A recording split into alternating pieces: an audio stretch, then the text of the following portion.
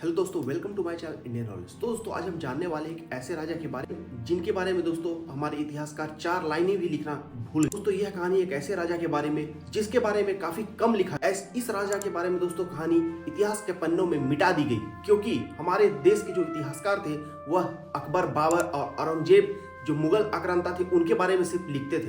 दोस्तों हम बात कर रहे हैं भारत के नेपोलियन समुद्रगुप्त की। सम्राट समुद्रगुप्त को जानने से पहले दोस्तों उनके बारे में और उनके वंश के बारे में हमें जानना काफी जरूरी। सम्राट समुद्रगुप्त दोस्तों गुप्त वंश के चौथे शासक। अब जानते हैं दोस्तों कि गुप्त वंश की स्थापना कब हुई थी। गुप्त वंश की स्थापना दोस्तों मौर्य साम्राज्य के विघटन के पश्चात हुई। मौर्य वंश के विघटन के पश्चात भारत में 3 राजवंशों का उदय हुआ। दक्षिण में वाक्टक, मध्य प्रदेश में नाग और पूर्वी भारत में गुप्त वंश का। दोस्तों इन तीनों राजवंशों में गुप्त वंश सबसे महत्वपूर्ण क्योंकि पूरे भारत में इसी गुप्त वंश ने शासन किया। समुद्रगुप्त गुप्त वंश के चौथे शासक थे। पहले शासक के तौर पे श्रीगुप्त, उसके बाद घटोत्कच, उसके बाद चंद्रगुप्त प्रथम, उसके बाद समुद्रगुप्त का नाम आता है। समुद्रगुप्त के पिता चंद्रगुप्त प्रथम थे। चंद्रगुप्त प्रथम भी अपने समय के काफी शक्तिशाली राजा। समुद्रगुप्त के पिता चंद्रगुप्त प्रथम ने लिच्छवी की राजकुमार देवी से विवाह किया था। समुद्रगुप्त इन्हीं दोनों के पुत्र। अब हम विस्तार से सम्राट समुद्रगुप्त के बारे में जानें। अपने भाइयों में सर्वाधिक शक्तिशाली और गुणी होने के कारण चंद्रगुप्त प्रथम ने अपने छोटे पुत्र समुद्रगुप्त को उत्तराधिकारी घोषित कर दिया था। क्योंकि छोटे पुत्र को उत्तराधिकारी हमारे भारतवर्ष में जो ज्येष्ठ पुत्र होता है उन्हीं को उत्तराधिकारी घोषित किया जाता है, परंतु यह उत्तराधिकारी घोषित करना उनके बड़े भाइयों को रास नहीं आया और समुद्रगुप्त के बड़े भाई राजकुमार काच ने उनके राज्य में विद्रोह कर दिया और खुद को राजा घोषित कर दिया। और राजकुमार काच ने अपने नाम से सिक्के चलवाए ताकि उसके शासन को सभी लोग मान्यता दें। परंतु समुद्रगुप्त अपने रण कौशल और युद्ध नीति से अपने राज्य को पुनः वापस प्राप्त किया और अपने भाई राजकुमार काच की हत्या की और अपना राज्याभिषेक कराया। सम्राट समुद्रगुप्त का राज्य मगध और उसकी राजधानी पाटलिपुत्र थी। प्रयाग प्रशस्ति अभिलेख में दोस्तों ऐसा लिखा गया है कि सम्राट समुद्रगुप्त ने जब से अपना राज्य मगध में शासन किया और जब तक उन्होंने पूरे भारत पे अपना परचम नहीं फहरा लिया तब तक उन्होंने आराम नहीं किया। इसीलिए ब्रिटिश इतिहासकार वी स्मिथ ने उन्हें भारत का नेपोलियन कहा है। भारतीय इतिहासकारों ने इनके शासनकाल को स्वर्ण युग भी कहा। अपने युद्धों में जीत के कारण भारत में इन्हें चंद्रगुप्त मौर्य के बाद दूसरा सबसे शक्तिशाली भारतीय सम्राट माना जाता है क्योंकि सम्राट चंद्रगुप्त मौर्य के बाद सम्राट समुद्रगुप्त ही ऐसे शासक हुए जिन्होंने पूरे भारत का अखंड भारत का निर्माण किया था।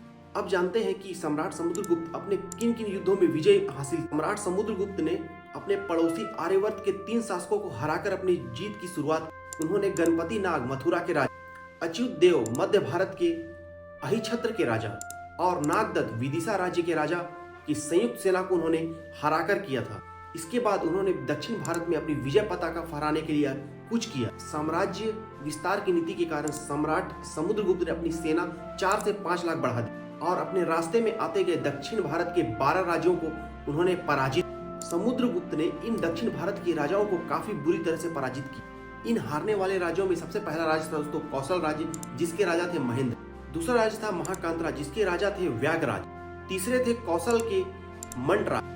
चौथा विष्णुपुर के महेंद्र की। 5वां कोटा राज्य के राजा स्वामीदत्त। 6वां कांची के राजा विष्णुगोप।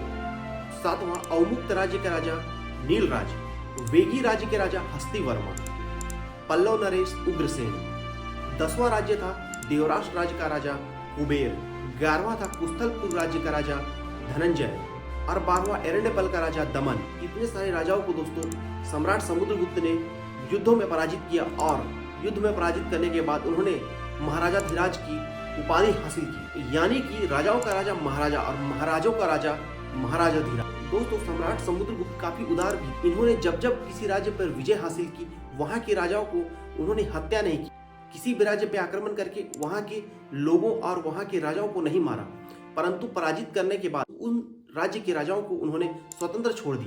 इसीलिए सम्राट समुद्रगुप्त का नाम महानतम राजाओं में से एक गिना जाता है। सम्राट समुद्रगुप्त के दक्षिण भारत जाने के कारण उत्तर भारत के काफी राजा अपने आप को स्वतंत्र घोषित कर दिए। पुनः सम्राट समुद्रगुप्त ने वहां जाकर सभी राजाओं को वापस से हराया और उन राज्यों को अपने राज्य में मिलाया। इसके बाद वे रुके नहीं। इसके बाद वे नेपाल और कामरूप जिसे आज असम के नाम से जाना जाता है वहां भी उन्होंने विजय हासिल की। समुद्रगुप्त पश्चिमी राजस्थान और गुजरात के क्षेत्र को छोड़कर लगभग पूरे भारत में अपना राज्य स्थापित किया था। इनका राज्य पश्चिम में गांधार राज्य से लेकर पूर्व में असम तक और उत्तर में हिमालय के कीर्तिपुर राज्य से लेकर दक्षिण में सिंहल राज्य तक फैला हुआ था। सम्राट समुद्रगुप्त से उस समय के बड़े आक्रांता हुन और शक भी डरते थे। इन विजयों के कारण समुद्रगुप्त की भारत से बाहर विदेशों में भी पहुंच चुकी थी। सम्राट समुद्रगुप्त की विजय के कारण विदेशी शासक भी इनसे डरते थे, इसलिए इन्होंने कुषाण, हुनों, शकों और श्रीलंका के राजाओं को कर देने पर विवश किया। सीलोन, जिसे आज श्रीलंका के नाम से जाना जाता है, वहां के राजा मेघवर्ण ने सम्राट समुद्रगुप्त से आज्ञा लेकर बोधगया में बौद्ध मठ का निर्माण करवाया था।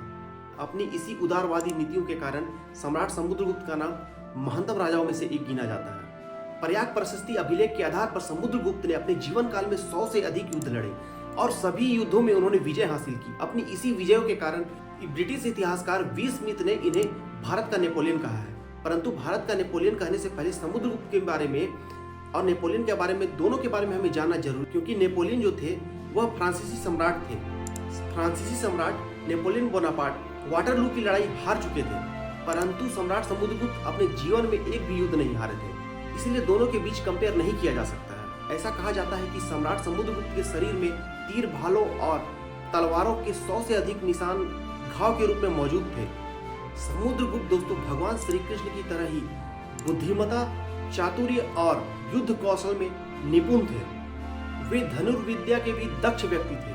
उन्हें संगीत और कला का भी अच्छा ज्ञान था, इसलिए उनके काफी सारे सिक्कों में उन्हें वीणा बजाते हुए दिखाया गया है। विरासत के रूप में अपने पिता से मिले एक छोटे से साम्राज्य मगध को उन्होंने अपनी बौद्धिक कौशलता, अपनी युद्ध कला, अपनी नीति, अपने गुण से उन्होंने एक बड़े साम्राज्य में तब्दील कर दिया था।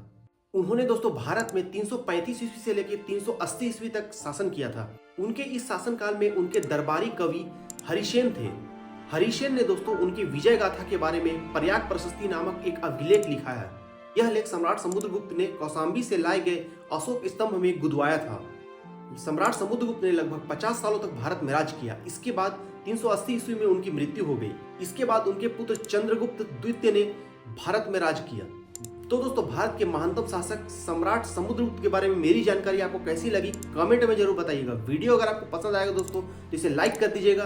दोस्तों मिलते हैं आपसे नेक्स्ट वीडियो में एक अच्छी जानकारी के साथ। तब तक के लिए जय हिंद, जय भारत।